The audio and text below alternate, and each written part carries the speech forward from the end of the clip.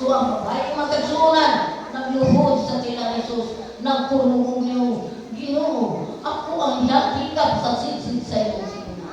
Yung sa Ginoo Jesus, uy babae, tindo, ang imong pagto, mao'y natapahayon kanina.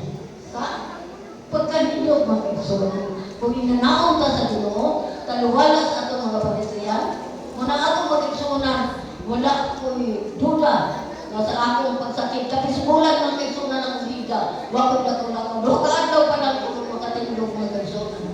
Apang salamat sa Ginoo, ihatag pa nga nato ang higayon na makahimong pa ko sa pagsumamat kanino tungod sa kahon sa Ginoo.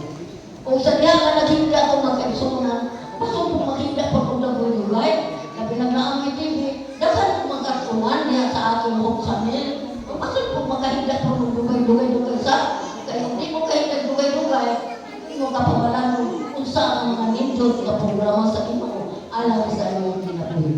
So, mga kaigsunan, taliwala sa pag-antos sa mga babae, yung sa Ginoo o babae, ang imong pagtuo, mao'y nakapaayo ka rin. Dili ang tambal mga kaigsunan ang nakapaayo sa babae, sa lusik na tuwid na pag-antos niya, ang iyang pagtuo, mao'y nakaayo. Kung may nandun ka sa sumilanon sa usa ka paralitiko, 38 ang dito sa Bethsaida, dito magigit-ligit siya, wala ko usa, kamutabang niya pag-antos sa linaw. Kaya ang maong linaw sa Bethsaida, matag higayon, naay higayon na dilitan ng adlaw. Naay manulundag mo na, kung kisaw sa tubig, pag kisaw sa tubig, kinsa itong unang makatupa, mausir maayo. 38 ka tuwid, niya pag-antos sa pagkaparalay. So Brother Rumi, dako pagkatsansa, na mamaayo ka sa imong sakit. 38 ka tuwid na ganito, naayo pa ang maong politiko.